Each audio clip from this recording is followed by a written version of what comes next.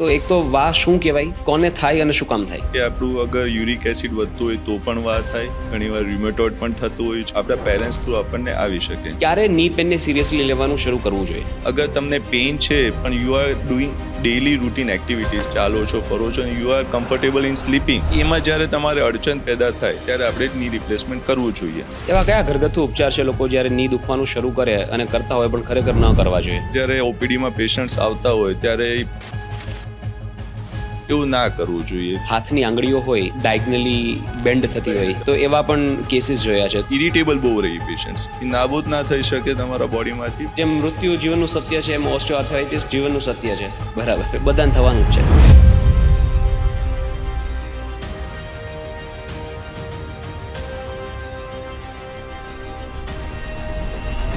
નાની ઉંમરમાં લોકો એવી કઈ ભૂલો કરતા હોય છે, દુખાવો આવી શકે કે આગળ જતા તકલીફ પડી શકે? જંક ફૂડ્સ ખાવું, પીઝા, બર્ગર કે ઓવર ખાવું, અને જ્યારે લોડ પડે ત્યારે ની આપણા બેન્ડ થતા જાય છે અંદરની સાઈડ. તમારું શું માનવું છે, ગુજરાતી ડાયટમાં શું ખૂટે છે? કે આપણે જે મોર્નિંગ નાસ્તામાં જે ભાખરી કહીએ છીએ એ થોડુંક અનહેલ્ધીમાં. અગર તમારે ખાવું છે, સ્ટીરોઇડમાં એવું શું હોય જેનાથી પેઇન જતું રહે? તમે જોતા હોઈએ ગામડામાં આકી લેવા જતા હોય પણ ક્યારેક ટેસ્ટ કરાવો તો તમને ખ્યાલ આવશે કે એમાં ભૂકા રૂપી સ્ટીરોઇડનું મિલાવટ હોય છે. ડોક્ટર, બોડી બિલ્ડર્સ ઘણા બધા સ્ટીરોઇડનો ઉપયોગ કરતા હોય છે. શાર્પ કટ્સ દેખાય બોડી પર, એ કયા લેવલ સુધી કોઈની બોડીને પરેશાન કરી શકે? તમે જોયા હશો કે જીમમાં વર્કઆઉટ કરતા કરતા અટેક આવી ગયો. ઘણા બોલિવૂડ એક્ટર્સ અંદરથી ખોખલો થઈ ગયો. ઓહ, આઈ ડિડન્ટ નો ધીસ.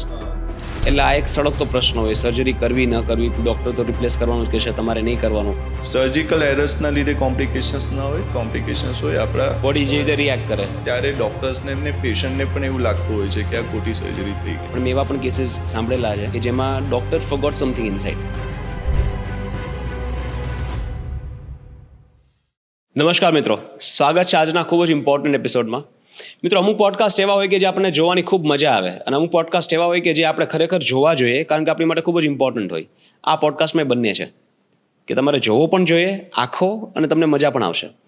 મિત્રો, આપણા ઘરમાં આપણે વડીલોને જોતા હોઈએ કે એમને ચાલવામાં તકલીફ પડતી હોય, ઘૂંટણમાં પીડા થતી હોય, ની રિપ્લેસમેન્ટની સર્જરીઝ આવતી હોય આપણા ફેમિલીમાં કે એક્સટેન્ડેડ ફેમિલીઝમાં. તો આ બધું શું કામ થાય છે, એની પાછળનું સાયન્સ શું છે, એને પ્રિવેન્ટ કેવી રીતે કરી શકાય, તમારી જાતને અત્યારથી કેવી રીતે પ્રિપેર કરી શકાય કે આગળ જતાં તમને હાડકાનો દુખાવો, સાંધાનો દુખાવો ન આવે.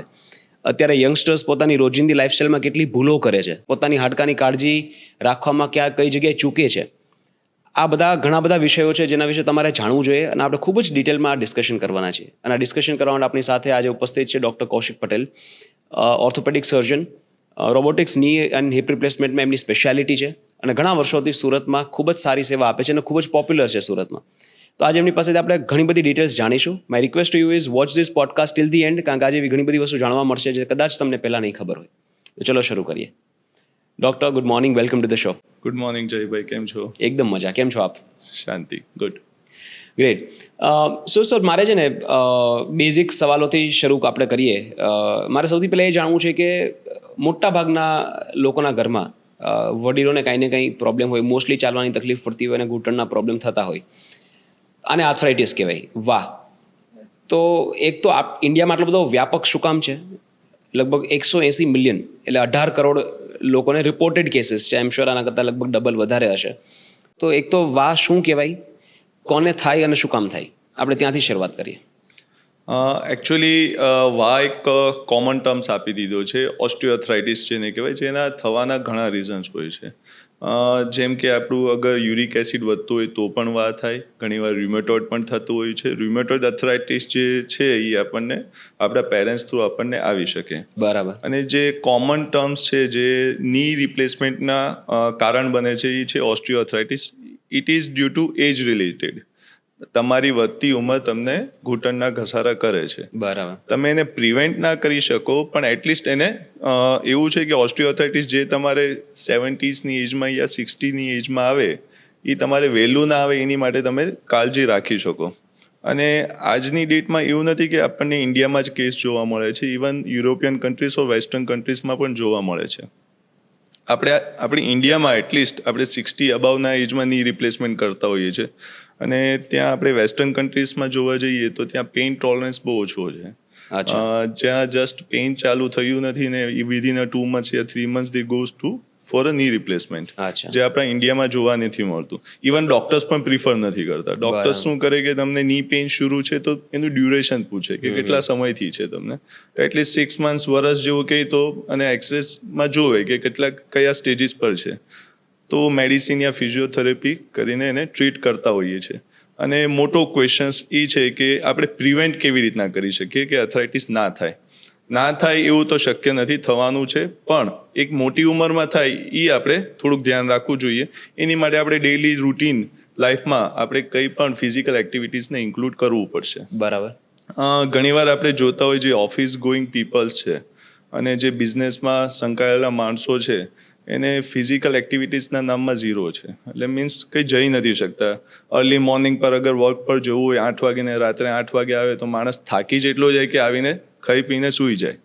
પણ એટલીસ્ટ આપણા લાઈફમાં અડધી કલાક વોકિંગ કરવું યા ફિર યોગા કરવા, એટલીસ્ટ જીમ કરવું, કોઈ પણ ફિઝિકલ એક્ટિવિટીઝ આપણા લાઈફમાં ઇન્ક્લુડ કરવી પડશે, જેનાથી આપણા મસલ્સ પણ સ્ટ્રોંગ રહેશે અને બોન્સ પણ સ્ટ્રોંગ રહેશે.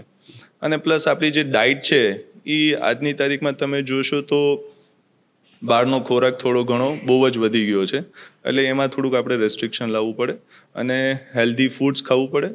પ્લસ કેલ્શિયમ રિચ ફૂડ આપણે ખાઈએ તો આપણે જે આર્થરાઇટિક ચેન્જીસ યંગ એજમાં જે જોવા મળે એ એટલીસ્ટ આપણે ઓલ્ડ એજ સુધી પહોંચાડી શકાય. આપણે જે રોજિંદા જીવનમાં ફૂડ ખાઈએ છીએ એ ઇનફ છે હાડકાની સારી હેલ્થ માટે? આપણું જે ઘરનું ફૂડ છે એ ખાઈએ, હેલ્ધી ફૂડ છે એ ખાઈએ એટલે આપણા હાડકા માટે બેસ્ટ ઇનફ છે. પણ ઘણીવાર આપણે ફેમિલીઝમાં જોતા હોઈએ કે દહીં ને છાશનું ઓછું પ્રમાણ હોય ને દૂધનું વધુ પ્રમાણ હોય, તો એ બેલેન્સ રહેવું જોઈએ. દૂધ પણ પીવું પણ સાથે આપણે દહીં ને છાશ પણ લેવું જોઈએ, કેમ કે જે કેલ્શિયમ્સ ને બધું છે અને વિટામિન્સ છે એ બધામાં બેલેન્સ હોય છે. બરાબર. અમુક વસ્તુ જે આપણને દહીંમાં મળે એ દૂધમાં ના મળે. એટલે એટલીસ્ટ બેલેન્સ ડાયટ રહેવું જોઈએ અને આપણો ઘરનો જે ખોરાક છે એ ઇનફ છે કે આપણે હેલ્ધી રહી શકીએ. રાઈટ. ડૉક્ટર, મારું એવું માનવું છે કે હાડકામાં જે ઘસારો આવે કે હાડકા ઉપર જે દબાણ આવે છે, મહદ અંશે જો તમારા મસલ્સ સ્ટ્રોંગ હોય તો આ દબાણ થોડું ઓછું થઈ શકે. ઓબ્વિયસ. હવે મસલ્સને સ્ટ્રોંગ કરવા માટે પ્રોટીન હોવું બહુ જરૂરી છે અને આપણું જે રોજિંદા જીવનનું ડાયટ છે એમાં પ્રોટીનનું પ્રમાણ ખૂબ જ ઓછું હોય છે. આપણે મોટાભાગે વેજીટેરિયન ડાયટ હોય છે અને એમાં પણ અત્યારનું જે ડાયટ છે એમાં કાર્બ્સ વધારે હોય, કાર્બ્સ ને શુગર ને બેઝિકલી ફેટ ને બધું વધારે હોય, પ્રોટીનનું પ્રમાણ ખૂબ જ ઓછું હોય. એટલા માટે આપણે જોઈએ તો મોટાભાગના લોકો સ્કિની ફેટ હોય કે ફેટ વધારે હોય અને બાકી આમ સ્કિની હોય, એટલે એની જે મસલ્સની સ્ટ્રેન્થ છે એ બહુ ઓછી હોય છે. રાઈટ. તો આની અવેરનેસ થવી જોઈએ તમને લાગે છે? ઓબ્વિયસ થવી જોઈએ. આપણું જે ડેઇલી રૂટીન ફૂડ્સ છે એ કાર્બ્સ લોડેડ છે, પ્રોટીન્સ બહુ ઓછું હોય છે. આજની તારીખમાં સૌથી અગર મસ્ક્યુલર મેન જેને કહેવાય એ હોય છે મજૂર માણસ. તમે જોશો એની ફિટનેસ સ્લિમ હોય પણ મસલ્સ માસ વધુ હોય, ફેટ ઓછું હોય. એના 2 રીઝન્સ છે. એમનું જે ડાયટ છે એનું ડાયટ જોજો, એ ડાયટ મેક્સિમમ દાલ ચાવલ જ ખાતા હોય. અને અમે એવું માનીએ છીએ કે દાલ ચાવલ is a complete balance diet. એમાં તમારા ઇનફ પ્રોટીન્સ છે જે દાલ રૂપે મળે, કાર્બ્સ છે જે રાઈસ રૂપે મળે, અને ફેટ છે જે માનો કે દાલ કે જે તમે બનાવો છો એ તેલ અથવા ઘીમાં બનાવો એ ઇનફ ફેટ આવી ગયા, તો આને કમ્પ્લીટ બેલેન્સ ડાયટ કહેવાય. પણ આપણું જે રૂટીન લાઈફમાં જે ખોરાક ખાતા હોઈએ, રોટલી છે કે ભાત છે, પ્રોટીન્સનું પ્રમાણ ઘણું ઓછું હોય છે. તો એટલીસ્ટ આપણું 1 ગ્રામ પર કેજી બોડી વેઇટ જેટલું તો પ્રોટીન્સ હોવું જોઈએ. વેજમાં મળવું થોડુંક ડિફિકલ્ટ છે, પણ આપણે એવી રીતના બેલેન્સ ડાયટ કરવી પડશે જેમાં આપણું કઠોળનું પ્રમાણ, પનીરનું પ્રમાણ, દૂધનું પ્રમાણ એ લેવલે હોય કે આપણને પ્રોટીન ઇનફ મળે. રાઈટ. મને એવું લાગે છે 99.99% વેજીટેરિયન હાઉસીસમાં આપણા બોડીના વેઇટ પ્રમાણે પર ગ્રામ પ્રોટીન નહીં ખાતા, પણ એટલીસ્ટ આપણે કાઉન્ટ કરવાની જરૂર નથી. પણ એટલીસ્ટ આપણે એઝ્યુમ કરી શકાય કે મારે એટલું પ્રોટીન્સ લેવું જોઈએ કે આપણે એટલી દાળ ખાવી જોઈએ. તો તમે એક ડેઇલી રૂટીન્સમાં આવી જશો તો તમને આઈડિયા આવી જશે. એટલીસ્ટ ચલો આપણે ડ્રાય ફ્રૂટ્સ ખાઈએ, એમાંય પ્રોટીન્સ હોય છે, અને પ્લસ પનીરમાંય પ્રોટીન્સ હોય છે, દૂધમાંય હોય છે. એટલે તમે એ લઈ શકો તો તમને ઇનફ પ્રોટીન તમારી જે રિક્વાયરમેન્ટ છે એ મળી જતી હોય છે, વાંધો નથી આવતો. સર, ગુજરાતી ડાયટમાં મોટા ભાગે જોઈએ તો સવારે લોકો નાસ્તામાં ચા ભાખરી ખાતા હોય, બપોરે જે દાળ ભાત શાક રોટલી ખાતા હોય, અને રાતે કાં તો કોઈ વેરાયટી બની હોય, કાં બહાર જમવા જતા હોય, કાં અગેન સેમ શાક રોટલી ખાતા હોય. હવે આ ડાયટ આપણે જોઈએ તો મને એવું લાગે છે એમાં પ્રોટીનનું પ્રમાણ બહુ ઓછું છે અને બીજા ઘણા બધા મિનરલ્સ પણ ખૂટતા હોય છે. તમારું શું માનવું છે, ગુજરાતી ડાયટમાં શું ખૂટે છે? ખાલી આપણે ગુજરાતી ડાયટ ગણીએ તો રૂટીન્સ જે આપણે ઇવન બીજા સ્ટેટ્સમાં જે જમાતું હોય, કાર્બ્સ રીચ ફૂડ જ હોય છે, પ્રોટીન્સ તો બધે જ ઓછું, unless until if you are non vegetarian. અગર નોનવેજ ખાતા હોય તો તમને પ્રોટીન્સ મળી રહી છે, પણ આપણે ગુજરાતમાં એ પોસિબલ નથી અને ઇવન રાજસ્થાનમાં એ પોસિબલ નથી બિકોઝ દે આર ઓલમોસ્ટ 98% વેજીટેરિયન્સ. તો વેજ ડાયટમાં પ્રોટીન્સ મળવું થોડુંક અઘરું છે, પણ આપણે આપણા ડાયટમાં પનીર, દાલ, કઠોળ જેને કહેવાય, અને પનીર આ એડ કરીએ તો આપણનું પ્રોટીન્સ ઇનફ મળી જતું હોય છે. પણ ગુજરાતી ડાયટમાં એ થોડુંક જોવાનું છે કે આપણે જે મોર્નિંગ નાસ્તામાં જે ભાખરી ખાઈએ છીએ એ થોડુંક અનહેલ્ધીમાં આવે. અગર તમારે ખાવું જ છે તો રોટલી ખાઓ, યા પોહા ખાઓ, ઇડલી ખાઓ, એવું ખાઈ શકો, પણ bhakri is little bit unhealthy food. અને સેકન્ડ થિંગ કે આપણે દાળમાં પણ અને બધા જ ફૂડમાં સ્વીટ થોડુંક એડ ઓન કરતા હોઈએ, ગોળ નાખીએ કે સાકર નાખીએ, તો મને એવું લાગે છે કે બધી જ વસ્તુમાં સ્વીટનેસ તો જમવામાં એટલીસ્ટ હોય તો ઠીક છે, પણ લિમિટેડમાં હોવું જોઈએ, બહુ ના હોવું જોઈએ. એટલે આ થોડાક ચેન્જીસ ગુજરાતી ફૂડમાં કરવા જોઈએ. અને મને કીધું એમ કે બહારનું અને પ્લસ આપણે જોઈએ ને તો vegetarian diet is more healthier than non vegetarian diet. એટલે આપણું જે ફૂડ છે એ મોર હેલ્ધી છે because nonveg is a process food, એટલે એક પ્રોસેસથી આવતું હોય છે. જે નોનવેજ આપણે ખાતા હોઈએ, આઈ મીન હું તો અવોઇડ કરું છું નોનવેજ ખાવાનું, પણ એ ખાતા હોઈએ તો I think it's not natural. જે ખાતા હોય ઇટ્સ ઓકે, હું કોઈને ના નથી પાડતો, દે શુડ નોટ હેવ, પણ એક જોવા જઈએ તો vegetarian food is more healthy than nonveg. એટલે આપણું ગુજરાતી ફૂડ ઇઝ હેલ્ધીયર. અને ઇવન પણ થોડુંક ચેન્જ જે મેં કીધું એ કરવું જોઈએ, થોડુંક સ્વીટ ઓછું કરવું જોઈએ, અને પ્લસ સવારની થોડીક ભાખરી જે છે એ થોડીક અવોઇડ કરવી જોઈએ. રાઈટ. એવું કહેવાય કે આ ઘઉં આપણું અનાજ હતું જ નહીં, આ તો બહારથી આવ્યું. બાકી આપણે મિલેટ્સ લેતા, બાજરો, જુવાર, એની રોટલીઓ આપણે એની બ્રેડ્સ ખાતા. જ્યારથી ઘઉંની બ્રેડ્સ આવી છે ત્યારથી સૌથી પહેલાં તો ગ્લુટનનો પ્રોબ્લેમ, અને બીજું કે એક્સ્ટ્રીમ કાર્બ રિચ બ્રેડ્સ છે આ બધી. અને આપણી લાઈફસ્ટાઈલ એવી નથી કે અહીંનું વાતાવરણ એવું નથી, અહીંનું હવામાન કે જેનાથી આ પચવામાં ઇઝી થઈ જાય જે બહાર હોય છે. હા, એકચ્યુઅલી આપણું ફૂડ વીટ તો છે જ નહીં. તમે રાઈટ કીધું. આ જ્યારે ક્રાંતિ આવી હતી વર્ષો પહેલા, ત્યારે આપણે અહીંયા વીટ ઉગાવવાનું ચાલુ, રાઈટ. અને it's a completely western foods જે બ્રેડ રૂપે ખવાતું હતું. અને ગ્લુટનના પ્રોબ્લેમના લીધે આપણને આંતરડાની ઘણી બીમારી થતી હોય છે, જેને કહેવાય ulcerative colitis and Crohn's disease. આ બે બીમારી છે જે આપણે ગ્લુટનના લીધે થતું હોય છે. ઘણીવાર તમે જોતા હોય છો it is a gluten allergic ને આ ના લેવું જોઈએ, ઘણા પેકેટ્સમાં લખેલું હોય, બિકોઝ ઇટ ઇઝ અ વીટ. અને મેંદો પણ આનાથી જ બનતો હોય. એટલે આપણું જે એકચ્યુઅલ ફૂડ છે એ બાજરા અને જુવાર છે. અને મજૂર વર્ગ છે જે કામ કરે છે, ડેલી રૂટીન વેજીસ જે કમાય છે, એ જુવાર ને બાજરા વધુ ખાતો હોય છે. અને વીટ એના નસીબમાં નથી, વીટ નથી ખાતા. તો હું પ્રિફર કરું છું કે વીટ કરતા બાજરા એન્ડ જવાર ઇઝ મોર હેલ્ધીયર, અને it is a gluten free. પણ રૂટીન લાઈફમાં આપણે ઠીક છે, હજી ઘણા આપણા જે પેરેન્ટ્સ છે એ બાજરો રાત્રે ખાય છે, રોટલો રૂપે ખાય છે, બપોરે જોઈએ તો રોટલી ખાય છે. ઇટ્સ ઓકે, એટલું તો ખવાય, એની ના નથી. પણ આઈ પ્રિફર કે બાજરોને જવાર વધુ ખાવું જોઈએ વીટ કરતા. અને એકચ્યુઅલમાં આપણું ફૂડ એ જ છે. Wheat is a western culture, western food છે જે ક્રાંતિ સમયે આપણા ઇન્ડિયામાં આવેલું. આપણે ફૂડની જ વાત કરીએ છીએ તો એક સવાલ મને વધારે ક્યુરિયોસિટી છે તો હું પૂછી લઉં કે એવું કહેવાય કે સૌથી ઇમ્પોર્ટન્ટ ફૂડ, સૌથી ઇમ્પોર્ટન્ટ મીલ આખા દિવસનું હોય છે બ્રેકફાસ્ટ. તો એક સારો બ્રેકફાસ્ટ કોને કહી શકે, એમાં શું શું હોવું જોઈએ? સારું બ્રેકફાસ્ટ એક તો છે poha. It's a healthy food. એમાં સિંગદાણા પણ નાખવા જોઈએ, જે પ્રોટીન ને ફેટ એમાં ઇનફ મળી. પણ તળીને નહીં, તળીને નહીં, જે આપણે પોહા બનાવતો હોય એમાં મિક્સ કરી દેવાના. એટલે તમને એક સારો બ્રેકફાસ્ટ જેમાં કાર્બ્સ આવી ગયા, સિંગદાણાના રૂપે આપણને પ્રોટીન્સ ને ફેટ આવી ગયા, પ્લસ તમે થોડુંક ફ્રૂટ્સ ખાઈ શકો સવારના. અને તમારું સવારનો બ્રેકફાસ્ટ સારો હોવો જોઈએ, બિકોઝ તમે આખો દિવસ કામ કરવાના છો, અથવા એનર્જેટિક રહી શકો.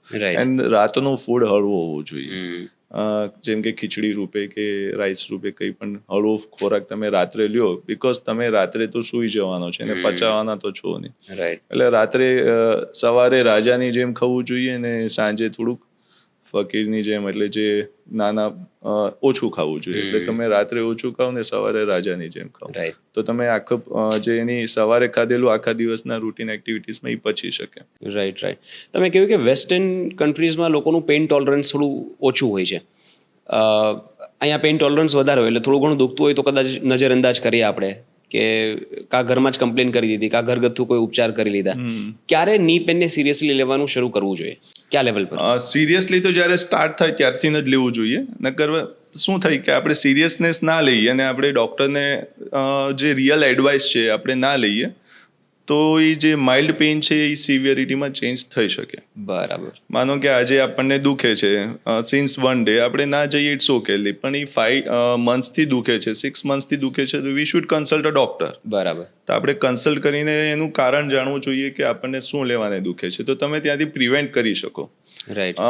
પણ પછીના આ કેન્સર જેવું છે, તમે નાનું કેન્સર હોય ત્યારે બતાવવા જાઓ તો તમે એને રોકી શકો. રાઈટ. પણ એકવાર જ્યારે મોટું થઈ જાય તો ડૉક્ટરના હાથમાં એ કેન્સર રૂપી પેશન્ટ્સ નથી રહેતું, એ પછી પ્રોગ્રેસ થયા કરે. તેવી રીતના નીમાં પણ હોય છે. અગર તમે માઇલ્ડ ચેન્જીસ છે તો તમે ડૉક્ટર પાસે જાઓ તો તમને એ મેડિસિન્સ પ્લસ ફિઝિયોથેરાપી એડવાઇસ કરે તો એ રૂટીનમાં કરો તો તમારું પ્રોગ્રેસ ઘટી જાય અને સ્પીડ એની ઘટી જાય. રાઈટ. પણ તમે નહીં જાઓ તો પછી તકલીફ પડે. ક્યાં લેવલ પર ની સર્જરી કમ્પલસરી ઇનેવિટેબલ થઈ જાય કે હવે કરવી જ પડશે? એકચ્યુઅલી કેવું છે કે ની રિપ્લેસમેન્ટ સર્જરી કમ્પલસરીમાં તો નથી આવતી. ઇટ ઇઝ અ કોસ્મેટિક સર્જરીમાં હું માનું છું, બાકીની તો આપણને આઈડિયા નથી, પણ હું એવું માનું છું કે it's cosmetic surgery. Why it is considered as a cosmetic surgery?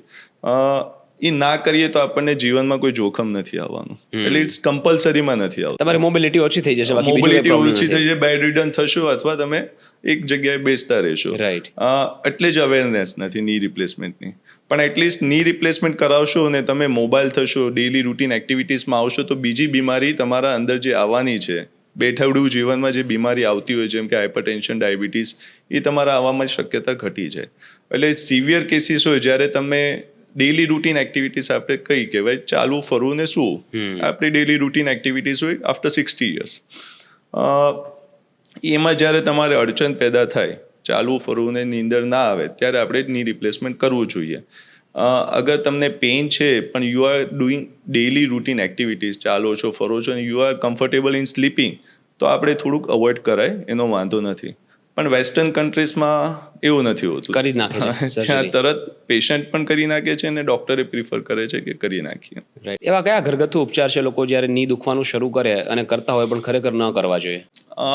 જ્યારે આપણને ની પેઇન્સ થાય, તમે જ્યારે ઓલ્ડ એજ આવે, માનો કે અબાઉ 16 near to 60 years હોય ને ની પેઇન્સ એમને ચાલુ થયું છે, તો એને પ્રિવેન્ટ કરવા માટે આપણે શું કરવું જોઈએ? તો મેઇનલી તો આપણને ની પેઇન જોવા મળે લેડીઝમાં, અને રોજિંદા ડેલી જે રૂટીન એક્ટિવિટીઝ લેડીઝની હોય એ કેવું હોય કે પલાઠીને ઉબળક બેસવાની એક્ટિવિટીઝ વધુ હોય.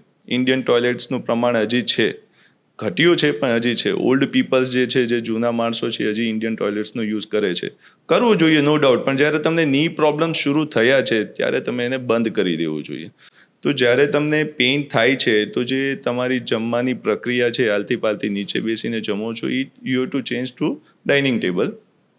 પ્લસ જ્યારે તમે ઇન્ડિયન ટોયલેટ્સનો યુઝ કરો છો એને વેસ્ટર્ન ટોયલેટ્સમાં કન્વર્ટ કરવું જોઈએ. તો જે તમારું સિવિરિટી ઓફ ની પેઇન છે એ તમે એને ઘટાડી શકો અને તમારી ની રિપ્લેસમેન્ટ સર્જરી તમે આગળ વધારી શકો, કે આપણે વરસ પછી કરાવીએ કે 2 વર્ષ પછી કરાવીએ. પણ તમે આ બધું જ કર્યા કરશો અને પેઇન વયું જવું જોઈએ તો એવું નથી શક્ય. રાઈટ. તમારે આ બધું પ્રિકોશન્સ રાખવું પડે. એટલે લાઇફસ્ટાઇલ ચેન્જીસ જે કહેવાય આપણે, કે જે એજની સાથે તમારા લાઈફમાં ચેન્જીસ લાવવા પડશે. એવી કઈ ભૂલો જે લોકો ઘરે બેઠા ઉપચારમાં જે કરે છે જે ન કરવી જોઈએ? જેવી રીતે માલિશ કરવું, એ ભૂલ છે કે ખરેખર કરવું જોઈએ? કે લેપ લગાડવો, એવું ઘણી બધી વસ્તુઓ લોકો લગાડતા હોય છે. ઘણીવાર પટ્ટીઓ આપણી પાસે જ્યારે ઓપીડીમાં પેશન્ટ્સ આવતા હોય ત્યારે પટ્ટી લગાડીને આવતા હોય છે, અથવા કોઈ તેલનું માલિશ કરતા હોય છે. એવું ના કરવું જોઈએ. તમે તેલ માલિશ ને પટ્ટી ને એવું બધું કરશો તો એનાથી સિવિરિટી વધશે, રાઈટ, એ ઘટશે નહીં. કેમ કે જ્યારે પણ આર્થરાઇટિક ચેન્જીસ થાય તો અંદર સોજો આવે, સોજાને જોઈએ આરામ. આપણને જ્યારે ફીવર આવે, બોડીને ફીવર આવે કે બોડી પેઇન થાય તો આપણે શું કરીએ છીએ? આરામ જ કરીએ છીએ. એમાં તો કોઈ મસાજ તો નથી કરતું. તેવી રીતના જ્યારે આપણને કોઈ પણ ઓર્ગન્સનું પેઇન થાય યા કોઈ પણ જોઈન્ટ્સનું પેઇન થાય તેને જોઈએ આરામ. જેમ કે આપણું પેટ ખરાબ છે તો આપણે ખોરાક રૂપે એને આરામ આપીએ, હળવો ખોરાક લઈએ.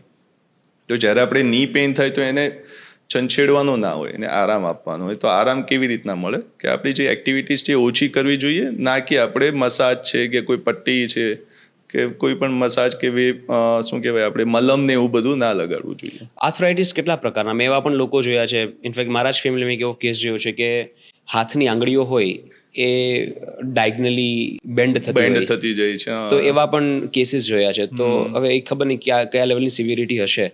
પણ ક્યાં અલગ અલગ ટાઈપના પ્રકારો હોય છે આર્થરાઇટિસના? ઇન્ડિયામાં જે આપણે એથ્લેટિક્સ જોવા મળે છે એ મેઇન હોય છે ઓસ્ટિયોઆર્થરાઇટિસ. ઓસ્ટિયોઆર્થરાઇટિસ હોય છે એ એજ રિલેટેડ હોય છે.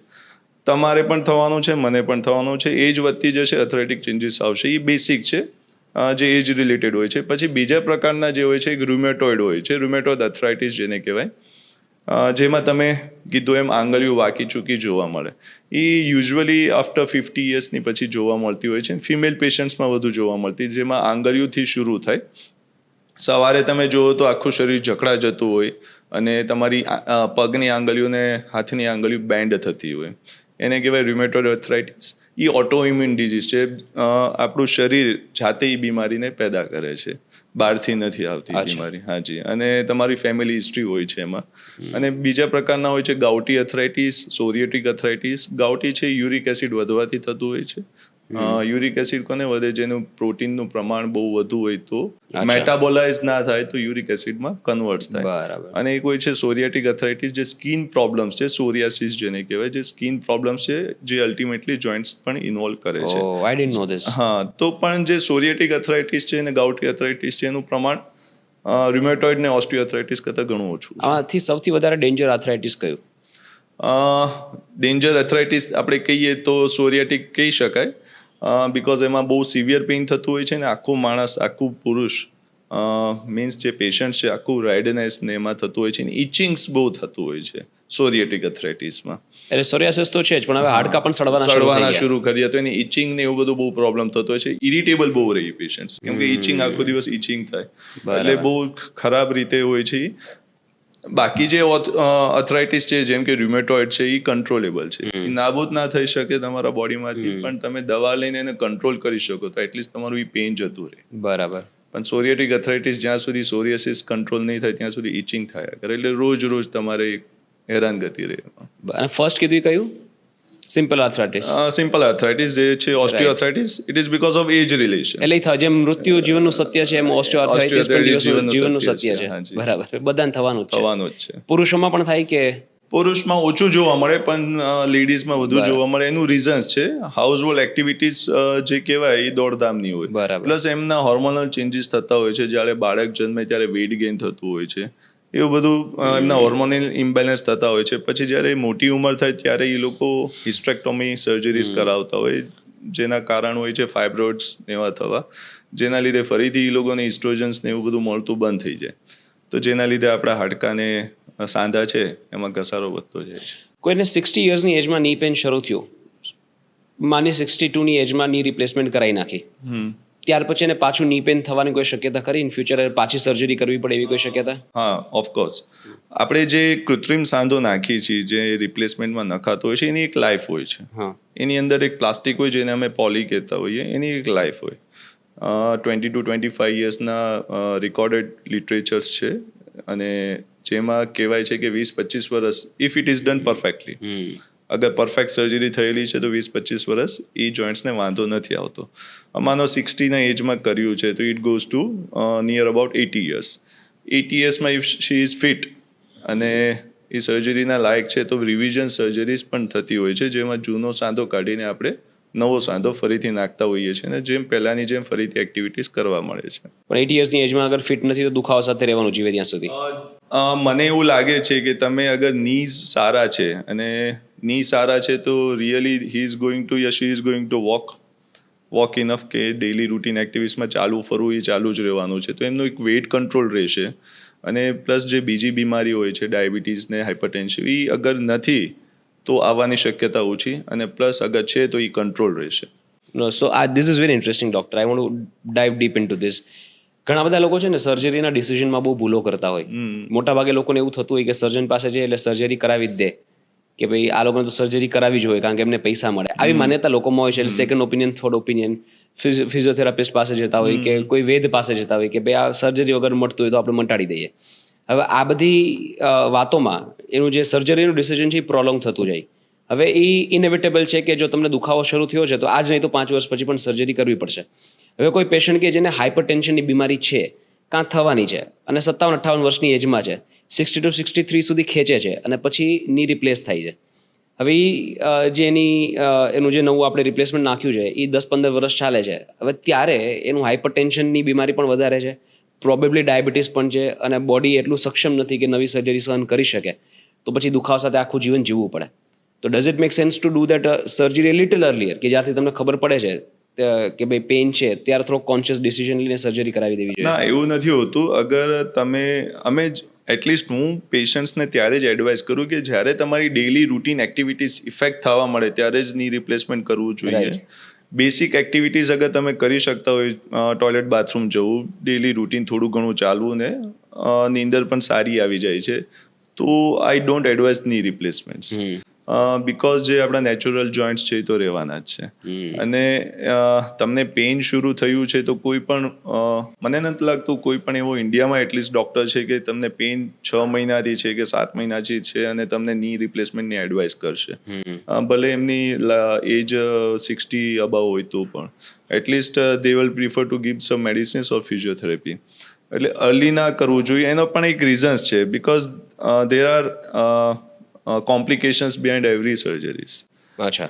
દરેક સર્જરીઝ પાછળ કોમ્પ્લિકેશન્સ હોતા હોય છે. અગર એ ઇન્ડિકેટેડ નથી, પેશન્ટ્સમાં અગર ઇન્ડિકેટેડ નથી ને આપણે ની રિપ્લેસમેન્ટ કરીએ છીએ અને માનો ની કોમ્પ્લિકેશન્સ એમાં થયું, સર્જિકલ એરર્સના લીધે કોમ્પ્લિકેશન્સ ના હોય, કોમ્પ્લિકેશન્સ હોય આપણા બોડી રિએક્ટ કરે એના લીધે કોમ્પ્લિકેશન્સ થતા હોય છે. ત્યારે ડોક્ટર્સને એમને પેશન્ટને પણ એવું લાગતું હોય છે કે આ ખોટી સર્જરી થઈ ગઈ. શું ખોટું થઈ શકે? મતલબ what can go wrong in a surgery, ની રિપ્લેસમેન્ટ? સર્જિકલ સાઇડથી તો કોઈ એરર્સ નથી હોતા. અગર ડોક્ટર પરફેક્ટ હોય છે અને સર્જરી પરફેક્ટ હોય છે તો કોઈ એરર્સ નથી હોતા. પણ મોસ્ટ ખરાબ કોમ્પ્લિકેશન્સ અગર હોય છે તો ઇન્ફેક્શન, રસી થઈ જવું, પાક થઈ જવું. એનું કારણ બોડી સ્ટ્રક્ચર, આપણું જે બોડી છે એ ઘણીવાર ઇમ્યુનિટી આપણી ડાઉન હોય છે, આપણું જે ખોરાક છે એ પ્રોપર નથી હોતો, તો જે હિલિંગ ટાઈમ્સ હોય છે એ ઓછો થઈ જતો હોય છે. તો આપણને ઇન્ફેક્ટ પણ એના ચાન્સીસ બહુ ઓછા છે, લેસ દેન 1%. 1% કરતાં પણ ઓછા ચાન્સીસ છે. પણ જો થઈ ગયું તો પછી થોડુંક પેશન્ટ માટે ને ડૉક્ટર માટે રીસર્જરીઝના ચાન્સીસ હોય છે એમાં. બરાબર. એટલે તમારું બોડી ફોરેન ઓબ્જેક્ટને એક્સેપ્ટ કરવામાં જો વાર લગાડે કે આનાકાની કરે તો તમને સાઇડ ઇફેક્ટ આવી શકે. ફોરેન બોડી તો બોડી એક્સેપ્ટ કરી જ લેવાની છે. બરાબર. પણ ઇન્ફેક્શન્સ જે છે એ આપણા બોડીનું જે સ્ટ્રક્ચર છે, આપણી ઇમ્યુનિટી છે એની ઉપર પણ ડિપેન્ડ કરશે. ફોરેન બોડી તો તમારું બોડી આજ નહીં તો 5 મહિના પછી એક્સેપ્ટ કરી જ લેશે. મેં ડૉક્ટર એવા પણ કેસીસ સાંભળેલા છે, તમે કહ્યું કે સર્જિકલ લેવલ ઉપર કોઈ સર્જનથી મિસ્ટેક ન થાય, પણ મેં એવા પણ કેસીસ સાંભળેલા છે. એટલે not this surgery specifically, but એક ગોળાની સર્જરી કેવી કોઈ કે જેમાં doctor forgot something inside. Surgery કર્યા પછી અંદર કંઈ ભૂલી ગયા, પછી કાઢવા માટે પાછી સર્જરી કરી, પછી પેશન્ટનું બોડી એને બરાબર જીરવી ન શક્યું, એટલા માટે પછી ઇન્ફેક્શન થઈ ગયું, તો પાછી ત્રીજી વાર સર્જરી કરવી પડી. એટલે આવું પણ થતું હોય છે? થતું હોય છે. હવે ડોક્ટર્સ પણ હ્યુમન બિંગ છે, મને એવું લાગે છે. અને પ્લસ કેવું છે કે ડોક્ટર્સ પાસે હ્યુમન બિંગ છે અને એક્સપેક્ટેશન બહુ વધુ છે કે ડોક્ટર્સના સાઈડથી કોઈ એરર્સ ના હોવા જોઈએ. પણ આમાં કેવું છે કે એવું તો વન્સ ઇન અ વાઇલ કોઈ ડોક્ટર્સથી થતું હોય છે. બાકી જ્યારે અમે સર્જરીઝ કરતા હોઈએ છીએ તો અમે ગોસ્પીસ, જે રૂનો જે તમે કહીએ છીએ, એ કાઉન્ટ કરીએ કે ભાઈ અમે ટેબલ પર 10 મૂક્યા છે, સર્જરી પતાવી ત્યારે 10 ટેબલ પર હોવા જોઈએ. એટલે તમે કાઉન્ટ કરીને સર્જરી કરો તો એરર્સ થવાની શક્યતા બિલકુલ નથી. એટલીસ્ટ અમારું તો આ રૂટીન છે કે જેટલા ગોસ્પીસ અમે લીધા ડ્યુરિંગ સુચરિંગ મીન્સ સર્જરી ખતમ થઈ ગઈ તો એટલા કાઉન્ટ થઈ જવા જોઈએ. બરાબર છે. એટલે એવા કેસીસ બન્યા હશે કે લોકો બને છે, ભૂલી જતા હશે. એને જ એરર કહેવાય. અને આ કેવું છે કે ડોક્ટર્સ પાસેથી કોઈ એરર એક્સપેક્ટ ના કરી શકો. અને કોઈ પણ એન્જિનિયર્સ છે કે કોઈ પણ છે એનાથી એરર્સ થાય તો ઇટ્સ ઓકે, પણ ડોક્ટર્સથી ના થવા જોઈએ. એને વન ટાઈમમાં જ પરફેક્શન દેવું જ પડે. તમે જ્યારે સર્જરી કરતા ત્યાં તમારું માઇન્ડસેટ શું હોય? એકચ્યુઅલી હવે તો રૂટીન થઈ ગયું છે. જ્યારે નવા સર્જન હતા ત્યારે થોડુંક ડર રહેતો કે સર્જરીઝ પરફેક્ટ થવી જોઈએ, પણ હવે જેમ કે રૂટીન્સ થઈ ગયું છે, રોજ જ અમે ની રિપ્લેસમેન્ટ ને હિપ રિપ્લેસમેન્ટ કરતા હોઈએ, તમારું હવે એવું કશું કંઈ રહેતું નથી. જે ડેલી રૂટીન્સમાં જે રહેવાનું છે ને અમને ખ્યાલ છે વી વિલ ગો પરફેક્ટ, અને પરફેક્ટ જ થવાની છે. હિપ રિપ્લેસમેન્ટ શું હોય? ની રિપ્લેસમેન્ટ તમને મહદ અંશે ખબર પડે છે. What is heap replacement? જેમ કે નીમાં આપણે જોઈન્ટ્સ બદલીએ છીએ તો એવી રીતના જ આપણે હિપ રિપ્લેસમેન્ટ પણ જોઈન્ટ બદલીએ છીએ. ની રિપ્લેસમેન્ટમાં ફીમર હિપ એટલે થાપાનો ભાગ. ગોળાનો ભાગ એટલે થાપાનો ભાગ આપણે બદલતા હોઈએ, પણ હિપ રિપ્લેસમેન્ટ વધુ ભાગે અમને યંગ પેશન્ટ્સમાં જોવા મળે, અચ્છા, અરાઉન્ડ 30-40 એજમાં, અને ની રિપ્લેસમેન્ટ આપણને ઓલ્ડ એજમાં જોવા મળે. બરાબર. એટલે હિપ રિપ્લેસમેન્ટ ઘણીવાર કરવું જરૂરી હોય છે, નેસેસિટી હોય છે, બીકોઝ યંગ પીપલ ઇઝ એમના થકી જ એમની ફેમિલી ચાલતી હોય. એ કામે જશે તો ઘરમાં ખવાશે કે સ્કૂલિંગના ફીસ ભરાશે, એટલે હિપ રિપ્લેસમેન્ટ ઘણીવાર નેસેસિટી થઈ હિપ રિપ્લેસમેન્ટ કોને કરવું પડે, અને એટલે કયા ટાઈપના પેશન્ટ આવતા હોય અને કયા કારણોસર એમને એ દુખાવો છે? એટલે પહેલાં તો દુખાવો શું હોય મારે બહુ બેઝિકથી સમજવું છે, કયો દુખાવો થાય જેને કારણે હિપ રિપ્લેસમેન્ટ કરવું પડે, કોને અને શું કામ થતું હોય છે? જોવા જઈએ તો હિપ રિપ્લેસમેન્ટનું મેઇન રીઝન શું છે? જેમ આપણે ઘૂંટણ ખરાબ થતા હોય છે, એમ ગોળો આપણો થાપાનો ગોળો ખરાબ થાય. થાપાનો ગોળો ખરાબ થયાનું મેઇન કારણ છે એવિયન, એવેસ્ક્યુલર નેક્રોસિસ. હવે એ બીમારી શું છે? એવિયન છે એવેસ્ક્યુલર નેક્રોસિસ, જેમાં ગોળાના ભાગે આપણે જે લોહીની નસું દોડતી હોય છે એ સંકોચાઈ જાય, સુકાઈ જાય એટલે લોહી મળતું બંધ થાય, લોહી મળતું બંધ થાય એટલે ધીરે ધીરે ગોળો ગળતો જાય, ગળીને પછી ખરાબ થઈ જાય, એટલે આપણે હિપ રિપ્લેસમેન્ટ કરવું પડે. હવે એ કયા કેસમાં જોવા મળે? પહેલાં તો એ યંગ એજમાં વધુ જોવા મળે છે, 30-40 એજમાં, અને યંગ એજમાં જ વધુ ભાગે હિપ રિપ્લેસમેન્ટ થતું હોય છે. અને સેકન્ડ થિંગ, કોવિડ પછી એવિયનના કેસીસ વધુ જોવા મળે, બેઠાડું જીવનને કારણે. ના, કોવિડ પછી શું છે કે આપણી જે લાઈફ સેવિંગ ડ્રગ્સ હતી કોવિડમાં, જે સિવિયર કેસીસ થતા હતા, જેને આઈસીયુમાં એડમિટ કરવા પડતા હતા, એની લાઈફ સેવિંગ ડ્રગ્સ હતી સ્ટીરોઇડ. સ્ટીરોઇડ લેવાથી, સ્ટીરોઇડના ઇન્જેક્શન લેવાથી એવિયન થયા છે, અને ઇટ ઇઝ રેકોર્ડેબલ કે steroid is a cause for the avian. એટલે મેઇન કોઝ નથી, પણ એક વન ઓફ ધ કોઝ છે. અચ્છા. એટલે સ્ટીરોઇડના લીધે આપણને જે કોવિડમાં સ્ટીરોઇડ લેવા પડ્યા છે, એના લીધે એવિયનના કેસીસ પોસ્ટ કોવિડ બહુ જ જોવા મળ્યા છે. અચ્છા. અને ડોક્ટર્સની પણ ભૂલ નથી, કેમ કે કોવિડના ટાઈમમાં લાઈફ સેવિંગ ડ્રગ્સ જ સ્ટીરોઇડ હતી, કોઈ ઓપ્શન નહોતો, કોઈ ઓપ્શન્સ નહોતો, કેમ કે જાન બચાવવી હોય તો તમારે સ્ટીરોઇડનો યુઝ કરવો જ પડે. અને સ્ટીરોઇડ એવી વસ્તુ છે કે તમે શોર્ટ ટર્મ માટે યુઝ કરો તો ઇટ્સ વેરી ગુડ ડ્રગ્સ, પણ લોંગ ટર્મ માટે યુઝ કરીએ તો ઇટ્સ વેરી બેડ ડ્રગ્સ. તમે જોતા હોઈએ ગામડામાં લોકો ફાંકી લેવા જતા હોય, ઘૂંટણના દુખાવા થાય છે અને કહેતા હોય છે કે મને તો આ બાબાથી કે આ કાકાથી ફાંકી આપે એનાથી બહુ સારું રહે છે. પણ ક્યારેક ટેસ્ટ કરાવો તો તમને ખ્યાલ આવશે કે એમાં ભૂકા રૂપી સ્ટીરોઇડનું મિલાવટ શું વાત કરો હોય છે. હાજી. પછી જ્યારે એ પેશન્ટ્સ અમારી પાસે આવે ને એ ફાંકી કાઢે અમારી પાસે, અને અમે જ્યારે રિપોર્ટ કરાવીએ બધા લોહીના ને કે, તેમાં જોવા મળે કે સ્ટીરોઇડ ઇન્ટેકથી જે વર્ષોથી બા લેતા હતા, એના લીધે કિડની પણ ખરાબ થઈ હોય છે, આંતરડા પણ. રો સ્ટીરોઇડ ઓરલી લે છે લોકો, કે છે પાછા કે તમારી દવાથી સારું નથી થતું, ઓલા બાબા જે કાકા આપે ને અમારા ગામમાં, એના દવાથી અમને બહુ સારું રહે છે, એક જ ડોઝ લઈએ ત્યાં સારું થઈ જાય. ડૉક્ટર, ટાર્ગેટેડ સ્ટીરોઇડ થેરાપી જે હોય, ફોર એક્ઝામ્પલ મારા મમ્મીને જ કરાવેલી, કે એમને પગનો નીચેનો ભાગ જે છે, આગળનો જે ટોઝનો ભાગ, એ બહુ જ દુખતો હતો. હવે રિપોર્ટ્સ બધા નોર્મલ આવે, એક્સરેમાં કાંઈ આવે ને એમઆરઆઈમાં કાંઈ ન આવે, તો ડૉક્ટરે ત્યાં ટાર્ગેટેડ એક સ્ટીરોઇડનું ઇન્જેક્શન માર્યું કે ભાઈ આ તમને એટલીસ્ટ નેક્સ્ટ 2-5 વર્ષ સુધી તમને દુખાવો નહીં થાય. એની કોઈ સાઈડ ઇફેક્ટ ખરી જે આપણે વાત કરી એવી? છે સાઈડ ઇફેક્ટ છે. એટલીસ્ટ હું સ્ટીરોઇડ ઇન્જેક્શન્સ બહુ ઓછો પ્રિફર કરું છું. એનું રીઝન છે, મેઇન સાઈડ ઇફેક્ટ છે ઇન્ફેક્શન. અચ્છા. હા, તમે ઘણી બીમારી છે જેમાં સ્ટીરોઇડનો યુઝ થતો હોય છે. ટેનિસ એલ્બો છે, અર્લી ઓસ્ટિયોઆર્થ્રાઇટિસમાં પણ લોકો સ્ટીરોઇડનો યુઝ કરે છે, પણ હું બહુ ઓછો પ્રિફર કરું. જ્યાં સુધી મેડિસિનથી આવી જતો હોય ત્યાં સુધી ઇન્જેક્શન્સ નહીં આપવા. એનું રીઝન્સ છે, માનો કે તમે ટોઝમાં ઇન્જેક્શન આપ્યું તો ઇન્ફેક્શન થયું તો બહુ જ ખરાબ રીતે પછી એમનું રિઝલ્ટ આવે. અચ્છા. અને મલ્ટિપલ ડ્રેસિંગ્સ આપણે સર્જરીમાં કન્વર્ટ થઈ જશે સીધું જ. લકીલી એવું કંઈ થયું નથી. હા, નહીં થતું નથી, પણ ચાન્સીસ છે. રાઈટ. અમે ની એક્સપ્લોર કરવો પડ્યો છે, ની ખોલવું પડ્યું છે because of infection due to steroid injection. અચ્છા. બીજા ડૉક્ટર પાસે ગયા અને મને ઘૂંટણ દુખે છે. આજે આ રૂટીન પ્રેક્ટિસ છે, ઘણા ગામડા લેવલની પ્રેક્ટિસ છે કે જ્યારે માડીને ઘૂંટણ દુખતા હોય તો શું કરે, 6 મહિના ખેંચાડવું છે તો આપણે સ્ટીરોઇડનું ઇન્જેક્શન આપી દો, 6 મહિના સારું, 6 મહિના પછી પાછા જાય, પાછું સ્ટીરોઇડનું ઇન્જેક્શન આપી દો. તેવી રીતના પેઇન સિવિયર થઈ ગયું ને મારી પાસે આવ્યા, મેં જોયું કે તો આ તો ઇન્ફેક્શન છે, આને એક્સપ્લોર કરવું પડશે. એક્સપ્લોર કરવું એટલે ખોલવું પડશે, આખું ખોલીને એને સાફ સફાઈ કરવી પડે. બરાબર. એટલે ઘણીવાર સ્ટીરોઇડ ઇન્જેક્શનના લીધે ઇન્ફેક્શન થતા હોય છે. હું તો નથી આપતો, હું પ્રિફર નથી કરતો, because it is not the permanent cure. તમને એની effect સ્ટીરોઇડ ક્યારેક ઓછી પરમાનન્ટ થવાની ક્યોર જ છે. નથી આપવાનું. સ્ટીરોઇડ ઇન્જેક્શન્સ તમારું ની રિપ્લેસમેન્ટ યા ની પેઇનને થોડુંક એક્સટેન્ડ કરી શકે કે ક્યોર બરાબર. કર્યું છે પણ 6 મહિના પછી પાછું જ આવવાનું છે. સ્ટીરોઇડમાં એવું શું હોય જેનાથી પેઇન જતું રહે? મારે વોટ ઇઝ સ્ટેરોઇડ મારે સમજવું છે, આ પદાર્થ શું છે? એક એન્ટી ઇન્ફ્લેમેટરી પ્રોડક્ટ છે, જેમ કે આપણે એનાલ્જેસિક આપતા હોઈએ એમાં એન્ટી ઇન્ફ્લેમેટરી પ્રોડક્ટ્સ રિએક્શન આવે, એટલે રિએક્શન મીન્સ ઈ ક્યોર કરે, હા. ઇન્ફ્લેમેશન્સ આપણું ઓછું કરે. Right. તો એક સ્ટીરોઇડ ઇન્જેક્શન્સ સુપિરિયર છે આ એનાલ્જેસિક કરતાં, જેનાથી ઇન્ફ્લેમેશન્સ સડન ડાઉન થઈ જાય એટલે આપણું પેઇન જતું રહે. બરાબર. તો જ્યારે આપણે કોવિડ થયું હતું, જો ચેસ્ટ ઇન્વોલ્વ થઈ હતી, it is due to inflammation. Inflammation means સોજો, દેશી ભાષામાં સોજો.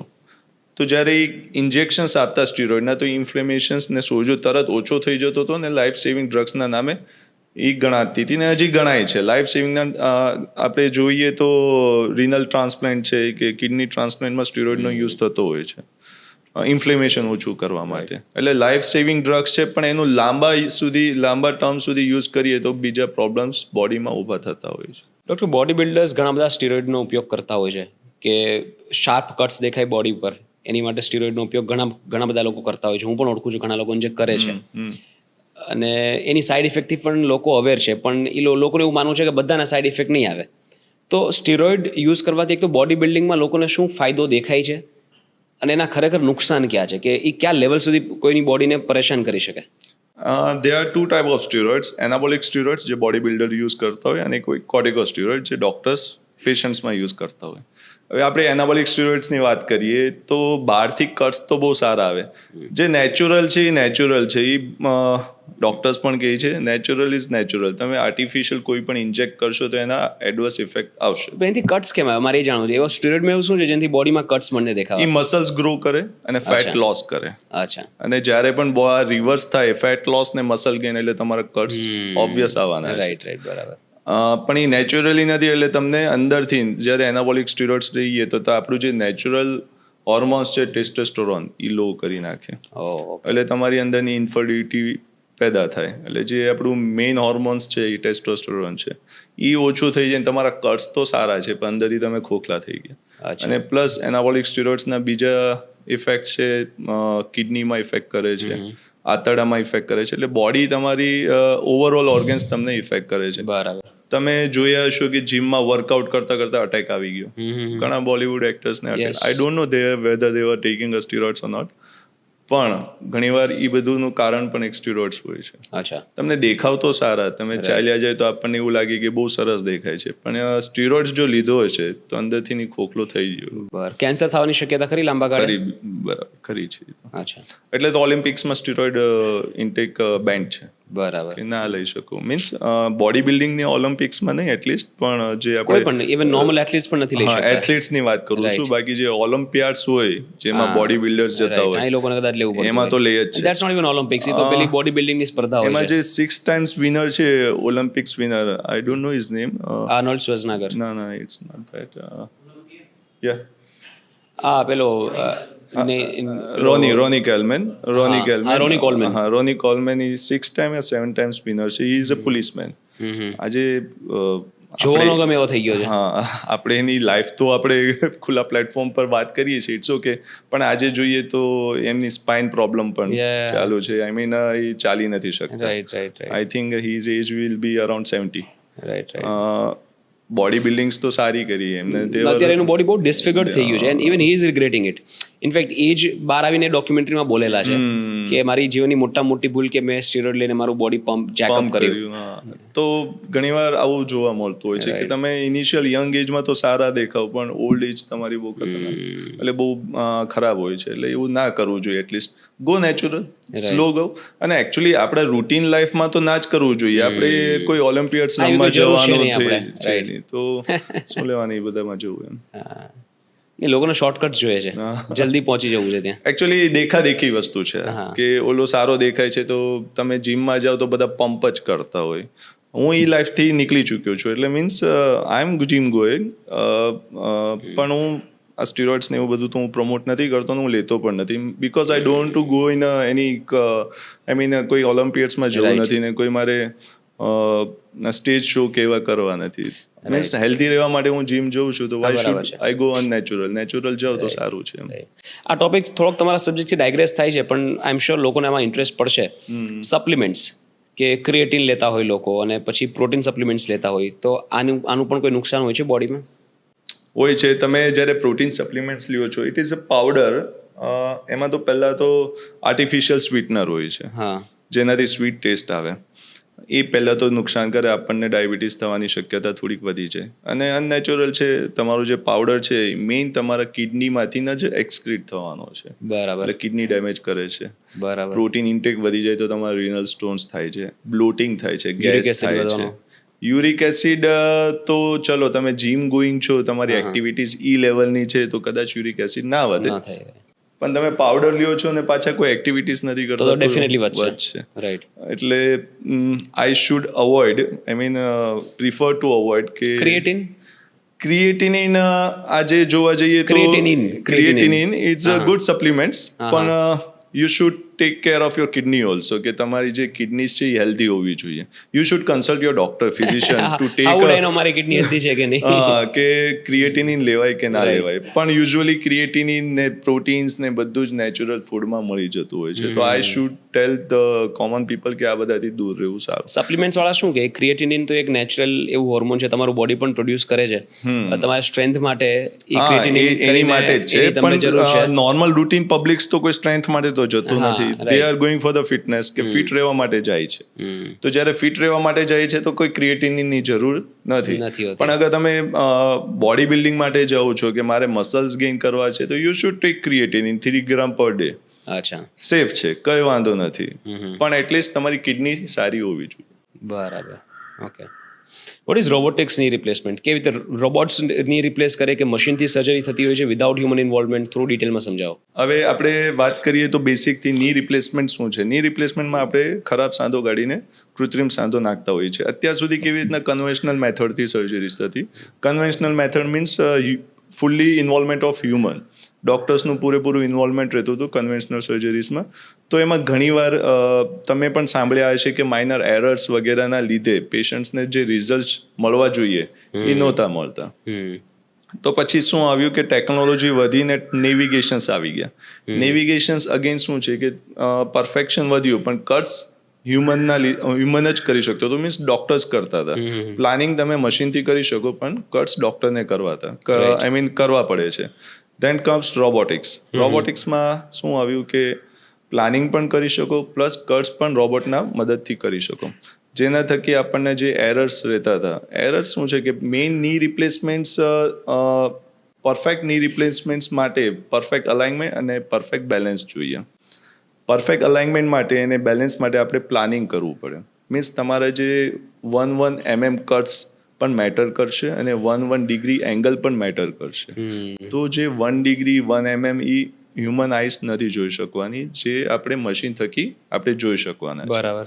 રોબોટ ઇઝ અ મશીન, જેના થકી આપણે સર્જરી કરીએ છીએ. રોબોટ સર્જરી નથી કરવાનો, એના થકી આપણે ખાલી પ્લાનિંગ લઈએ છીએ. આપણે એના કમ્પ્યુટર સ્ક્રીનમાં પ્લાનિંગ કરીએ છીએ, જે આપણે ડૉક્ટરને જ કરવાનું છે, કોઈ રોબોટ્સ નથી કરી આપતું ફોર દેટ પર્ટિક્યુલર પેશન્ટ્સ. અને પછી આપણે રોબોટના હેન્ડ પીસથી આપણે કટ્સ કરીએ છીએ. એટલે ઇટ્સ નોટ દેટ કે રોબોટ આવીને સર્જરી કરવાનું છે એવું નથી હોતું. રાઈટ. ડોક્ટર્સનું ઇન્વોલ્વમેન્ટ રહે છે અને રોબોટના મશીનના હેલ્પથી એ સર્જરીને પરફેક્ટ કરવા માટેનું આ મશીન છે. રાઈટ. ની રિપ્લેસ થયા પછી હીલ થવામાં કેટલો સમય લાગે? નોર્મલ હલનચલન કરવા માટે કેટલો સમય લાગે? Usually second day after 24 hours તમે ચાલી ફરી શકો. અચ્છા. હા, પણ રૂટીન આવતા અરાઉન્ડ 2 weeks જેવું લાગતું હોય છે. બરાબર. વિધિન હોસ્પિટલમાં જ તમે ચાલતા ફરતા થઈ જાઓ, પછી ડૉક્ટર ડિસ્ચાર્જ કરે. દેન કમ્સ ફિઝિયોથેરાપી. ફિઝિયોથેરાપી તમારા નોર્મલમાં આવતા અરાઉન્ડ 2 weeks જેવું થતું હોય છે. રાઈટ. ચલો 2 મહિના પછી કમ્પ્લીટલી હીલ થયા પછી ની રિપ્લેસમેન્ટ જેને કરાવ્યું હોય એને કઈ કઈ વસ્તુઓ ન કરવી જોઈએ? વજન ન ઉપાડવો જોઈએ, વધારે ચાલવું ન જોઈએ, એમાં કોઈ રિસ્ટ્રિક્શન્સ ન ચડવી જોઈએ, એવું કંઈ ખરું? એવું કોઈ રિસ્ટ્રિક્શન્સ નથી હોતા. અમારા ઘણા પેશન્ટ છે જે આપણે પાવાગઢની સીડીઓ પણ ચડીને આવ્યા છે. અચ્છા. એટલે એવા કોઈ રિસ્ટ્રિક્શન, તમારી બોડી જેટલું કરી શકે એટલું કરવાનું છે. ની રિપ્લેસમેન્ટ કર્યા છે, પણ આપણી બોડીનું સ્ટ્રક્ચર ચેન્જ નથી કર્યું. તમારી એજ તમને જેટલું એડવાઇસ કરે યા તમારાથી જેટલું થઈ શકે એ બધું જ તમે આ નીથી કરી શકો. એટલે એમાં કોઈ રિસ્ટ્રિક્શન્સ હોતા નથી. બરાબર. ઘણી બધી એવી થેરાપીઝ હોય કે જ્યારે નવી આવે ને ત્યારે એનું ઓફકોર્સ એનું માર્કેટિંગ થાય ને પબ્લિક એ થેરાપીઝ ટ્રાય કરવા માટે પણ રેડી થઈ જાય બિકોઝ ઓફકોર્સ એક આખી મશીનરી હોય કે એક આખી એક ઇકોસિસ્ટમ હોય કે જેનાથી થેરાપી લોકો સુધી પહોંચાડવામાં આવે છે.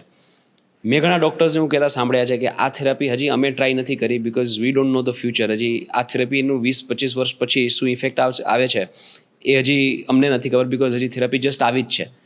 પણ પેશન્ટ્સ તો એ થેરાપી કન્ઝ્યુમ કરતા હોય, રાઈટ? તો એટલે એવું કંઈ ખરું કે ડૉક્ટર્સ વેઇટ કરે કે થેરાપીના બધા રિપોર્ટ્સ આવી જાય 20-25 વર્ષ સુધીના ફ્યુચરિસ્ટિક રિપોર્ટ્સ આવી જાય ત્યાર પછી જ ડૉક્ટર પોતાના ઉપર એ થેરાપી ઇમ્પ્લિમેન્ટ કરે? હા, એવું જ હોય છે કે જ્યારે લિટરેચર્સ ને રિસર્ચ ઉપર ડિપેન્ડ કરીને કામ કરતું હોય છે.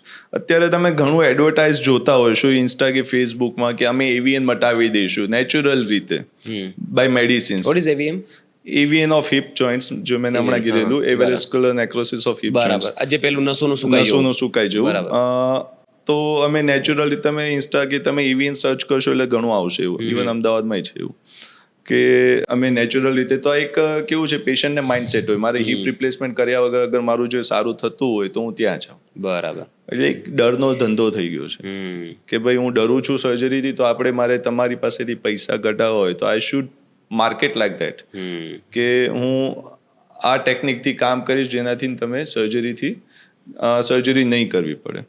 અને પેશન્ટ્સ ત્યાં જાય છે, અઢળક રૂપિયા આપે છે, લાખો રૂપિયા ખર્ચે છે, અલ્ટિમેટલી પછી હિપ રિપ્લેસમેન્ટમાં આવી જ જાય છે. એટલે ઘણીવાર ડોક્ટર્સ જે હોય છે, જે પ્રેક્ટિસિંગ સર્જન્સ છે, તે ડોન્ટ માર્કેટ એનીથિંગ જેના કોઈ બેઝ નથી, જેના કોઈ રિઝલ્ટ નથી. મારી પાસે ઘણા ની રિપ્લેસમેન્ટ માટે પેશન્ટ આવે છે જે 6 વર્ષથી 7 વર્ષથી દુખતા હોય છે, પણ આવી બધી દેશી દવા અને દેશી ઇલાજ કરીને લાખો રૂપિયા ખર્ચી નાખે.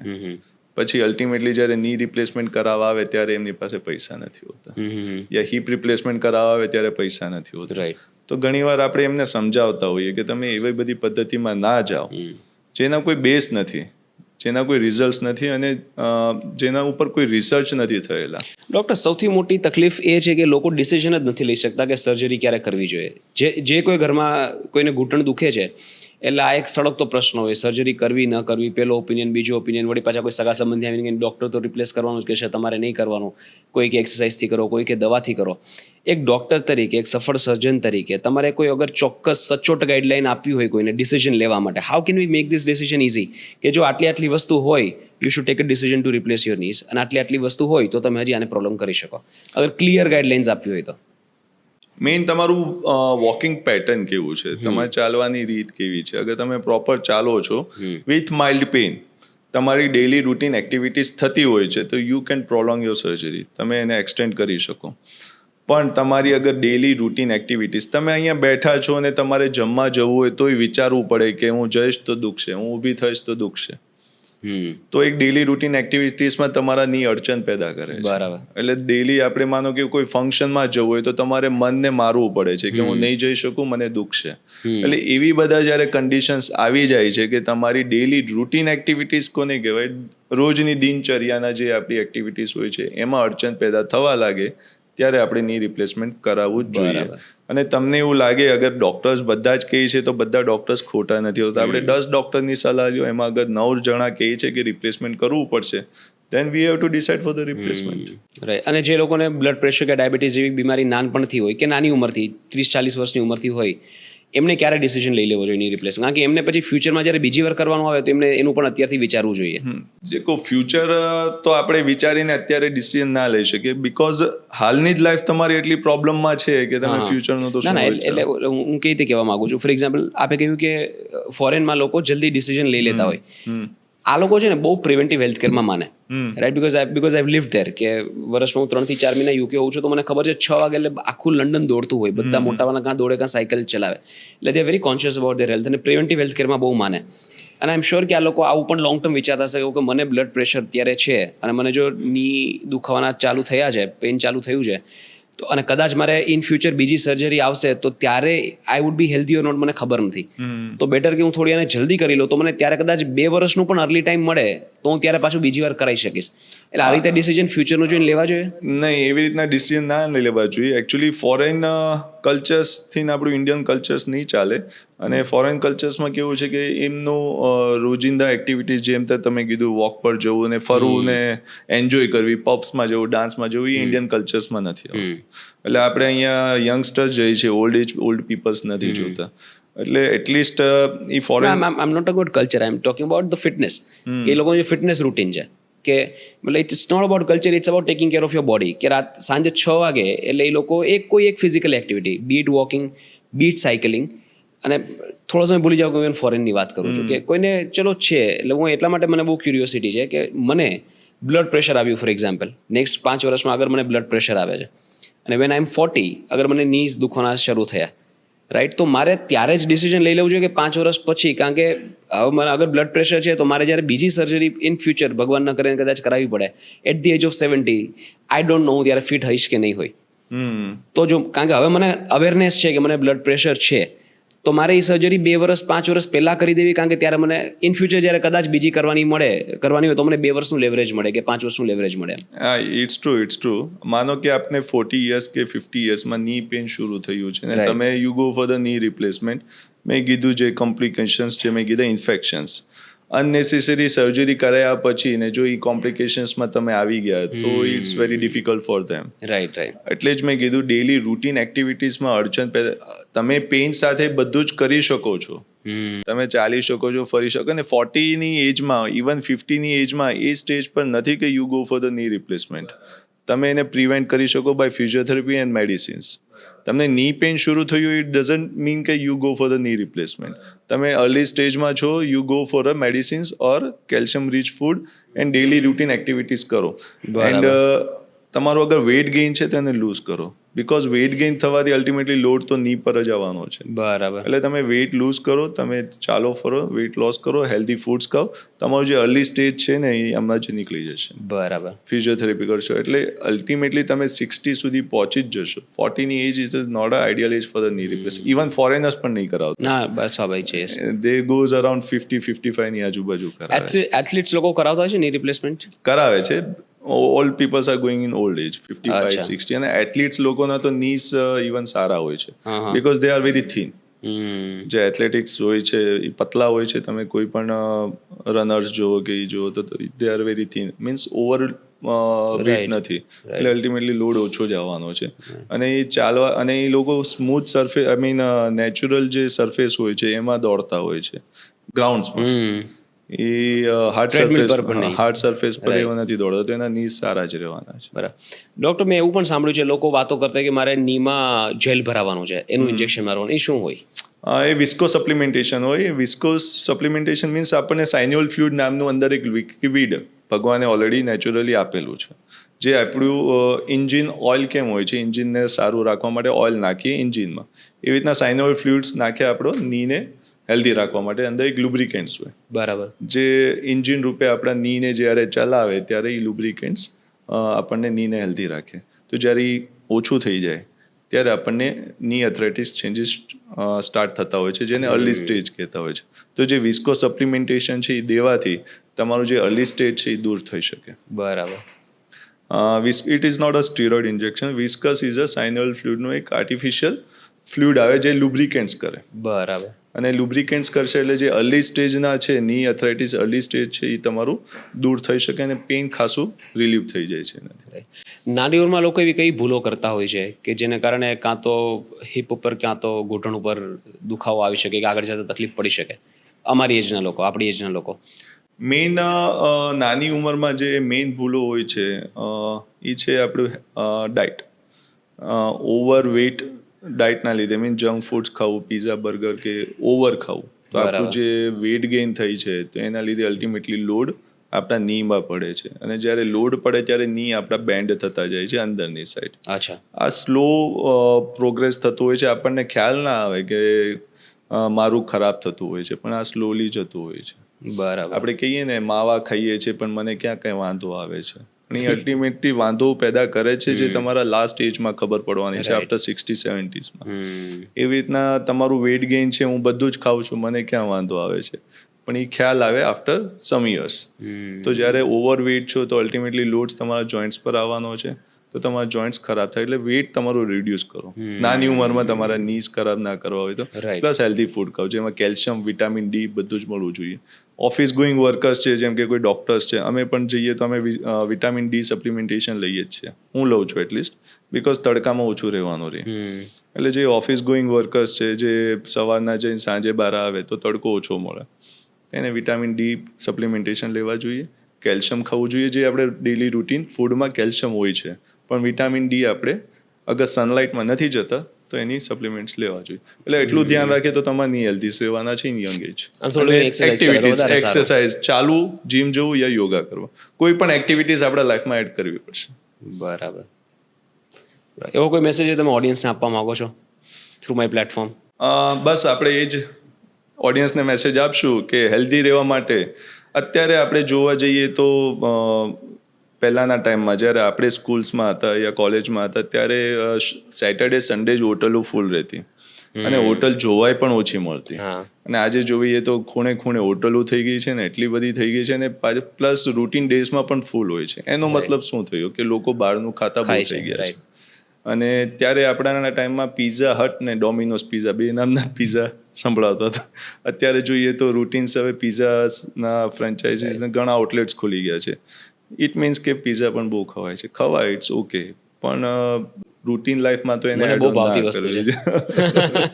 તો એ બધું કેવું છે, એક તો માર્કેટમાં ડુપ્લિકેસી બહુ વધી ગઈ છે. અને તમે જે ચીઝ આઈ મીન પિઝામાં જે ચીઝ ન ખાતું યા બર્ગરમાં ન ખાતું, એ મોસ્ટલી ડુપ્લિકેટ જ હોય. એક પર એક ફ્રી ક્યારે કોઈ વેચી શકે? આઈ થિંક એ કંઈક તો હશે એમાં, તો જ વેચી શકે. એટલે એનાથી અવોઇડ રહેવું જોઈએ to be healthy in your old age. તમે આજે ખશો, મજા કરશો, પણ જ્યારે ઓલ્ડ એજ આવશે ત્યારે તમે બહુ હેરાન થશો. એટલે તમારો પાયો યંગ એજમાં નાખવો પડશે તાકી તમારી ઓલ્ડ એજની લાઈફ હેલ્ધી રહે. આ એક મેસેજ છે મારો. That's it. Great, superb doctor. It's been a wonderful conversation. ઘણી બધી વસ્તુ જે મને ખબર નહોતી, મારા ઘણા બધા મિસકન્સેપ્શન હતા કે જે મેં મારી ફેમિલીમાં જોયું હોય, એ ઘણા બધા મિસકન્સેપ્શન અત્યારે દૂર થયા છે. અને ટુ બી ઓનેસ્ટ, મેં પહેલા એવા સર્જન જોયા who is in the favour of not doing the early surgery, કે જ્યાં સુધી બને ત્યાં સુધી જો તમે કસરતથી કે ફિઝિયોથેરાપી મારા મધરને ની પેઇન શરૂ થયું હતું. I was in second year of MS orthopaedic. એમને ની પેઇન શરૂ થયું, આઈ મીન 1 વર્ષથી દુખતું જ હતું. ત્યારે યર હતા અરાઉન્ડ 2011 સમથિંગ. ત્યારે એમનું ની પેઇન શરૂ હતું. ત્યારે હું ઓર્થોપેડિક સેકન્ડ યરમાં હતો. અમે કન્સલ્ટ કર્યા 2-3 ડૉક્ટરને, પણ પછી હું મારું PG સ્ટાર્ટ હતું તો હું જતો રહ્યો. તો મેં કીધું મમ્મી આ 2-3 ફિઝિયો કરો, જેટલું ખેંચાયેલું ખેંચી. એ ખેંચાણો તો 5-6 વર્ષ, એટલા વર્ષ ખેંચાણો કે હું જ્યારે ઓર્થોપેડિક પ્રેક્ટિસ કરવામાં આવ્યો ને ત્યાં સુધી ખેંચાઈ ગયો.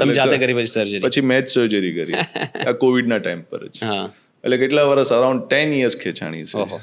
એટલે શક્ય છે. અને અત્યારે એ બધું જ કરે છે. એમને મંદિરે જવાનું બંધ થયું, then we are planned for doing the surgery. જ્યાં સુધી ડેલી રૂટીન એક્ટિવિટીઝ કરતા હતા ત્યાં સુધી અમે કંઈ ના કર્યું. પણ જેવી રીતના એ મંદિરમાં જતા બંધ થયા, ફરતા બંધ થયા, હવે નેક્સ્ટ મંથ યુરોપ જાય છે વિથ ધ રિપ્લેસ ની. એટલે માનો કે અમે રિપ્લેસ ના કર્યા હોત તો કદાચ યુરોપ ના જઈ શક્યા હોત. પણ એ જ કહું છું કે જે તમારી ડેલી રૂટીન એક્ટિવિટીઝ છે, તમારે હરવું ફરવું, મજા કરવી, એમાં અડચણ પેદા ચાલુ થઈ જાય એટલે you are the candidate of knee replacement. Great, superb, thank you so much. Welcome. ખૂબ જ મજા આવી આ વાતો કરીને. આઈ એમ શ્યોર ઓડિયન્સને પણ મજા આવશે અને ઘણું બધું જાણવા મળશે.